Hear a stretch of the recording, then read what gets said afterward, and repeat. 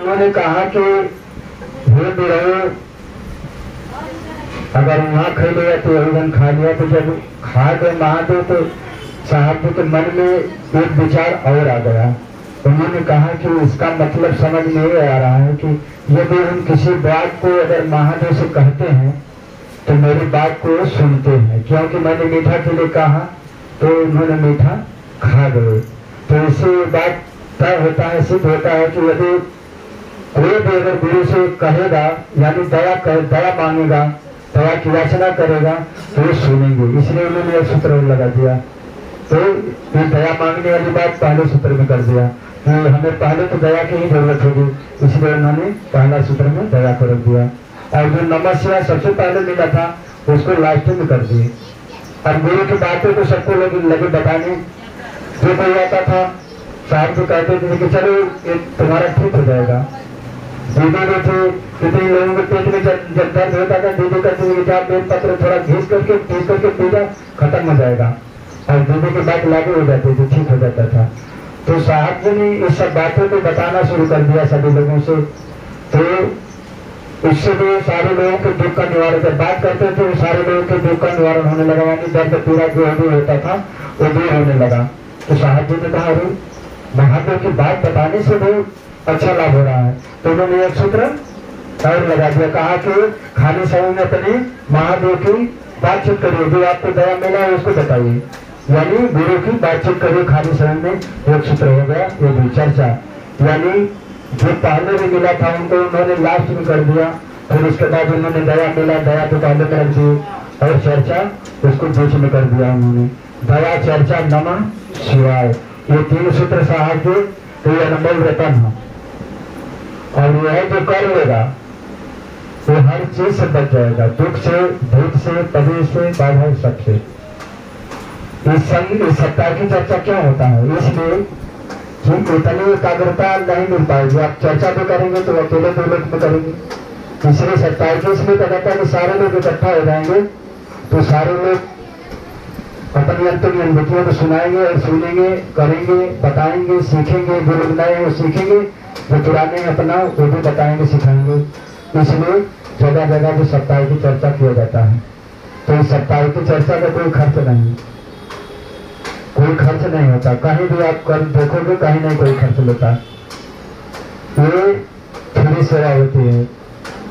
और कोई जब अपने घर पे बुलाता है तो अपना खर्चा देता है, खर्चा वहन करता है, जो भी अपना हो सके उतना देकर लेता है। तो साहब जी ने तो कहा कि क्या बुलाते हो चर्चा करने के लिए, चर्चा खुद करो। तो जो चर्चा खुद नहीं कर पाते तो बुलाते हैं। तो साहब जी कहते हैं जब बुलाओगे तो अपना घर परिवार छोड़ के आएगा तो वो तो खर्चा लेगा। साहब जी ने इस तरह से कहा। तो या तो खुद करो, इतना नहीं आपसे हो रहा है तो सप्ताह की चर्चा में आइए, जरूर आइए। और बगैर किए तो कुछ नहीं मिलता, वो तो सिद्ध है। अगर आप थाली में खाना रखा है, अगर हाथ से नहीं उठा तो मुंह तक ले जाओगे तो भी नहीं जाएगा पेट में। तो जब हम कुछ पाने के लिए तो हमें कुछ करना पड़ेगा। चाहे अगर हमें दुख है तो दुख अगर भगवान से मिलाता है, अगर दुख अगर न हो तो यहाँ कोई नहीं आएगा। आएगा कोई नहीं।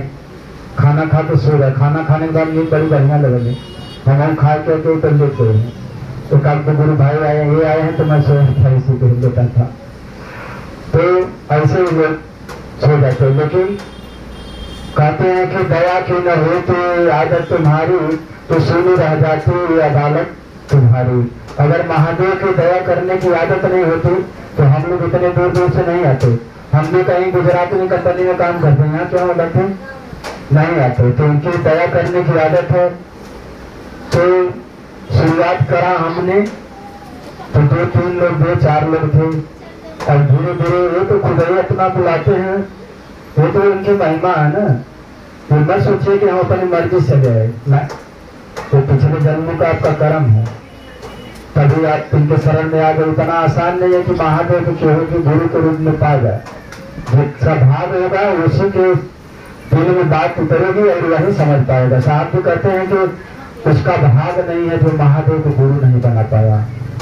वो सच में है। जो बनाया उससे पूछो, जो कितना ही रहे तुरंत अपना कहो गुरु से दया मांगते हैं।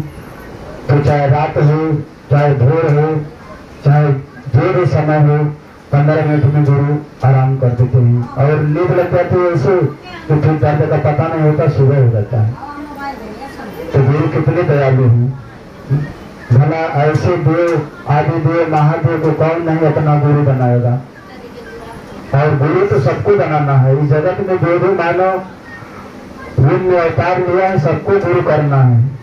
जिसके जीवन में गुरु नहीं उसका जीवन शुरू नहीं।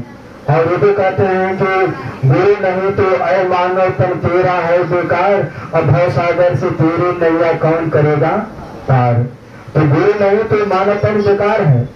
इसलिए कबीर साहब भी कहते हैं कि गुरु भया न शीश भया, हृदय कपट न जाओ, अयालु पालू दुख सह चल पाथर की नाव। कबीर साहब कहते हैं कि जो या तो गुरु का काम करे ज्ञान देने का, जो भी आता है ज्ञान सिखाइए भगवान के विषय में, या तो ज्ञान यानी शिष्य बनकर या तो सीखिए। दोनों एक ही श्रेणी में है। दोनों तो बात करेगा तो भगवान की बात करेगा। शिष्य अगर गुरु से पूछ रहा है कि हे गुरु हमें भगवान के विषय बताइए, तो गुरु भी भगवान के विषय बताएंगे। या शिष्य पूछ रहा है तो वही बताएगा, या तो गुरु बताएंगे तभी भगवान के विषय में बताएंगे। तो ये सब करने से हृदय का कपट दूर होता है। गुरु भया न शेष भया, हृदय कपट न जाओ। यानी अगर गुरु नहीं है तो अगर हम गुरु नहीं बनाए हैं तो मेरे हृदय में कपट छल हमेशा भरा रहेगा। ये तो गुरु है कि कल छल को दूर करते हैं और बार बार दूर करते हैं और मन को पवित्र रखते हैं कि ये गलत है, सोच मत, बेकार का मत सोच, कुछ नहीं होगा। ये सब दूर, इससे दूर रखते हैं हमेशा। और मन में बात आते खाली भी हो जाता है। हम तो कहीं नहीं जाते रहते, कहते फालतू नहीं घूमेंगे, कोई मिल जाएगा बेकार का आदमी आखिर माथा खराब कर देगा। इससे अच्छा है खाली समय में भगवान का भक्ति भजन करो, अपना उन्हीं का भजन गाओ।